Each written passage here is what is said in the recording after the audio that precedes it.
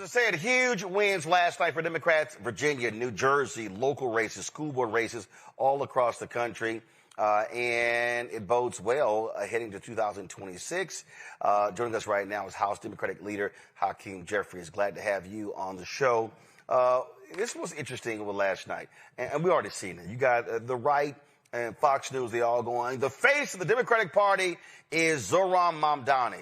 But last I checked, you had Mary Sheffield in Detroit win last night. You had, as Cameron said earlier, a sister in Syracuse, a sister in Albany, New York. You had a Democrat in Cincinnati, a Democrat in Pittsburgh, Andre Dickens in Atlanta, an incumbent one in Cleveland. So this idea that you only had one person win mayor last night who's a Democrat is kind of stupid. Absolutely. Democrats won across the country and up and down the ballot and decisively. Now, the thing that connected these Democratic victories are, one, an embrace by the American people of the fact that we're focused on the issues that matter. Driving down the high cost of living, life has become more expensive under Donald Trump and Republican policies, not less expensive, despite their promise to lower costs on day one. We're focused on driving down the high cost of living. That was the case in New York City. That was the case in New Jersey. That was the case in Virginia and across the country with the mayors that you mentioned who successfully won all across America. And, of course, we're going to stay on the case as it relates to protecting the health care of the American people and decisively addressing the Republican health care crisis.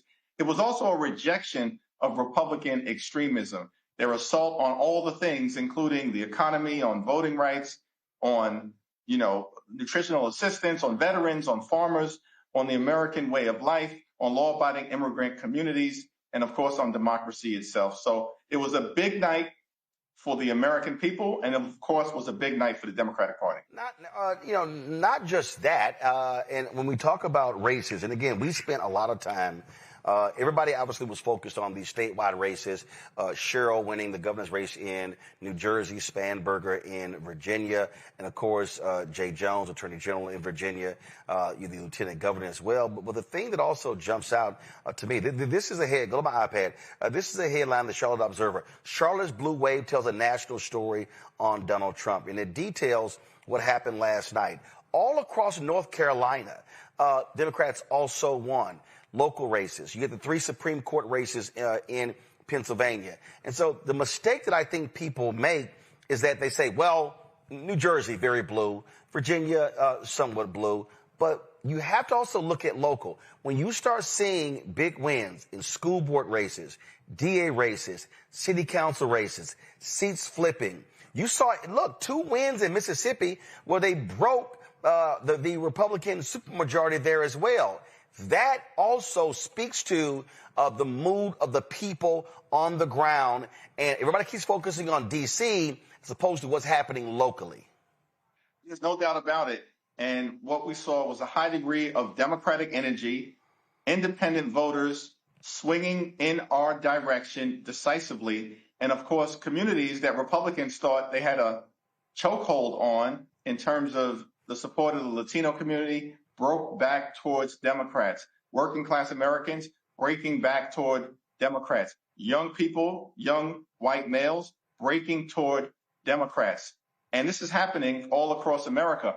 In Onondaga County, which is in central New York, the control of the state legislature was flipped for the first time in 40 years. In Georgia, we saw Democrats win statewide office for the first time in 20 years. In Pennsylvania, a state that Donald Trump just won, the Democratic candidates who are on the ballot for the state Supreme Court, 3 of them won decisively. You mentioned, Roland, what happened in Mississippi in terms of breaking the Republican supermajority. This is a story that has occurred all across the country. And the California ballot initiative was incredibly significant in that turnout was higher in many parts of the state for Prop 50 to stop Trump from stealing the election than it had been last November in a presidential election. That is unheard of. That's Democratic energy. That's the American people recognizing we're in the midst of a national nightmare, and the only way to turn things around is to throw Republican extremists out of office. There have been a couple of reports that have come out in the last week or so saying that Democrats should be focusing on centrist ideas and leaving identity politics, all kind of stuff along those lines. And this is what we said last night. Zohran Mamdani ran an unbelievable campaign in New York where he was focused on affordability and the needs of the people. If you take a Spanberger or a Sherrill, they run a centrist race. If you take someone is another part of the country, they run a different race. I think it's dumb when these, and I'm just going to say it, when these largely white Democratic strategists sit around and say, this is how Democrats have to run. No, you run based upon the makeup of your congressional district, your state, or your state district, or your state senate. I think it's dumb to think that there's only one way to do it. There are going to be some places that are more progressive than others, some places more centrist than others. And so to me, you find the candidate who runs according to their district and not some cookie cutter map. I think that's exactly right, Roland. And it's intellectually lazy when some of these so-called consultants think that there's a one-size-fits-all approach in a country that is the most diverse in the history of the world across the 50 states and the multiple jurisdictions. And so for us, however, I think what's going to be critical as we are recruiting candidates to flip seats and take back the House next year is that those candidates and their life experiences authentically match the districts that they hope to represent. Because after all, the House of Representatives was designed by the framers to be the institution closest to the American people, to reflect the hopes, the dreams, the aspirations, the fears, the concerns, the anxieties, and the passions of the American people. And there are 435 congressional districts, and every one is going to be different. That doesn't mean that we can't unite under a frame of dealing with the issues that matter to the American people. And for us, of course, that's making life more affordable. We saw a lot. We saw a significant black turnout last night in Virginia and New Jersey as well. What I also look at last night, and matter of fact, a lot of people were concerned about Mamdani in New York. Looks like, based upon the polling data, the highest percentage of votes he got last night were African Americans. And again, I think what last night says, again, I'm going to say it again to those white Democratic strategists, they better understand you better put time, money, and resources into your base voters, black women, black men, young people, reaching those folks, because if you turn out your base voters, then you have a better shot as opposed to trying to appeal to folks who are not your base. Go after New York City. Look at those numbers. Those low propensity voters, those young voters who sat out, that means a message and a candidate appealing to them. That's the strategy to victory. Your thoughts? Yeah. For us to win elections, particularly as it relates to taking back the House of Representatives, we have to do two things. Keep the base energized and move swing voters in our direction. But the foundation for any electoral success, to your point, Roland, is to make sure we have an energized base. And at the heart of that energized base are African American women who once again delivered for Democratic candidates all across the country, up and down the ballot. Last question for you. I played the clip earlier. Charlamagne the God made this comment saying that Democrats should back off what's happening with health care in the House and just go ahead and end this government shutdown. I called it pretty much stupid and idiotic because I said you're fighting for millions of people. This is a life and death matter. When it comes to this shutdown, did last night put more wind in your sails to keep fighting? Yeah, we're going to continue to stay in this fight until we win this fight. And we've made clear, look, we'll sit down with our colleagues on the other side of the aisle anytime, any place to reopen the government, to enact a spending agreement that makes life better for the American people while decisively addressing the Republican healthcare crisis that's crushing people all across America. We've got to ensure that we extend the Affordable Care Act tax credits. Otherwise, tens of millions of people are going to experience dramatically increased healthcare premiums, copays, and deductibles. And it's unfortunate that some are parroting MAGA extremist Donald Trump-like talking points. 20 seconds left. That you call Speaker of the House Don Scott of Virginia to say, bruh, even though you're a Kappa, he's an Alpha, hell of a job picking up 13 seats. Don Scott is a great legislative leader, one of the best in the country. He and I are in close touch. I, of course, congratulated him. You're a frat brother. We're all united on this. Man, no, he pledged the same chapter. Same chapter, Texas A&M. That's my Pi brother. He's a good man. And Texas A&M are doing their thing right now in football too, Roland. Yes, sir. Well, we appreciate it. He's actually up next, and so we appreciate you joining us. Appreciate you. All right, thanks a lot.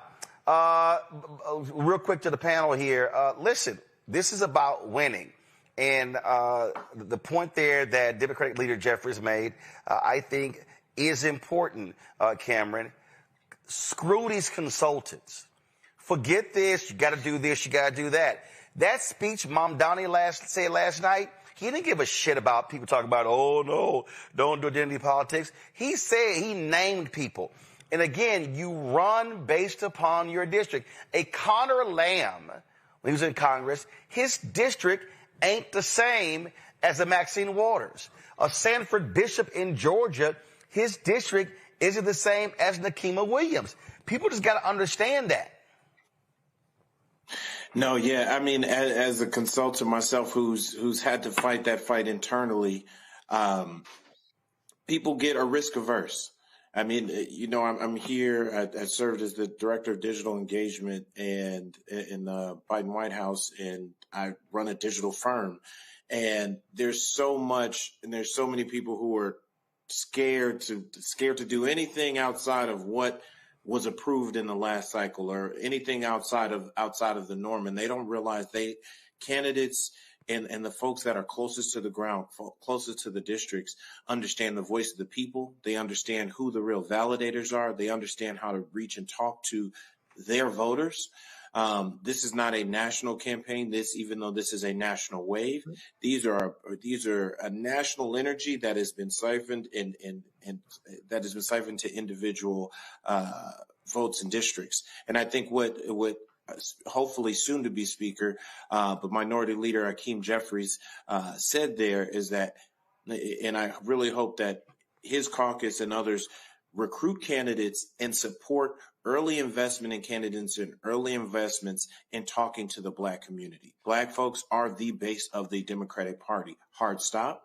So we can't come in and start asking for votes in August, in September, October with just GOTV. We need to continue to stay in community, continue to show up, continue to communicate aggressively across all channels, both in real life and in advertising, and authentically, community to community. The thing for me here Niambi, is authentic candidates with an authentic message can win. And if I am a Democratic candidate around the country, I would shut the hell up complaining about a Mamdani, and I would be studying every aspect of his campaign to say, how did he do it? Mm-hmm. But I think this is a point that you've made time and time again, Roland. We've talked about this before. One thing you can never forget, that all politics is local. Yep. And one of the things that Mamdani did was say, I care about the people of New York City. I'm not talking about this international stuff. I'm not doing this over here. I'm talking about what my constituents in New York City care about: affordability, childcare, food, right? All of these things are local things. And yes, does it have national implications? Sure. But you have to think about where you live. Spanberger worked in Virginia because that is what Virginia wanted. That is what Virginia needed, a more moderate Democrat. Mamdani wouldn't have worked there. And I think one of the things that we come to over and over again is that people forget about the local, right? Tip O'Neill said it or popularized it. And it's been an adage for a reason, because I don't care about what's happening in Washington or what is happening in California or some other place. I care about what is happening right here, right now. If my kids can't eat, if I can't afford childcare, if I don't have access to transportation, that's the stuff that is going to make a difference in my life, not any of this other stuff that you're telling me I should care about. And I think consultants need to listen more and talk less. And one of the things they have to absolutely do is spend money on Black media. We talk about this over and over again. You cannot expect Black people to keep coming to the well when you don't want to spend any of those ad dollars or any of that time in our communities. Again, Rebekah, focus on your base voters. That is your starting point. So, Roland, on one side in Kentucky, we heard the stories about there were Republican voters who thought that they were having elections this year. And then they thought the New York mayor's race was going to be on their ballot in these fake elections that they conjured up and thought that they were having. But here's the reason why they thought the New York mayor's race was going to be on the Kentucky ballot is because the level of misinformation and disinformation that's coming from Fox, from OAN, from Newsmax, and from all of those conservative voices. So for anybody who's on the ballot in 2026, listen to the would-be voters that you're trying to court. Listen to the things that they're asking, that they're saying that they need in effective government, and then figure out a plan to actually deliver those things to them. You don't have to hire a bunch of consultants who are going to just tell you a bunch of national issues, but you literally need to listen to your actual voters. Because after all, voters should be voting for candidates. Candidates shouldn't be trying to draw up who their voter is going to be in order to get elected. But if people keep things simple, they go in at the ballot next year. Hello, I'm Isaac Hayes III, founder and CEO of Fanbase, and I'm here with a very important message. We are at a turning point in the Black community where we must have equity in the apps we use that scale to billions of dollars. But this time, we own the infrastructure, we own the culture, and we shape the future. And Fanbase is the future. Fanbase combines the free functionality of Instagram, TikTok, and YouTube into an all-in-one platform built for the evolution of social media and monetization. With over 1.4 million users, that's real proof that we are shifting the conversation of tech ownership and equity for creators.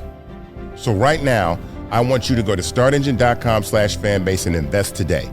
The minimum to invest is $399. That gets you 60 shares of stock in Fanbase at $665 a share. This marks a turning point in Black ownership of social media. If we don't take this opportunity to own social media right now, we will always be customers to our own creations.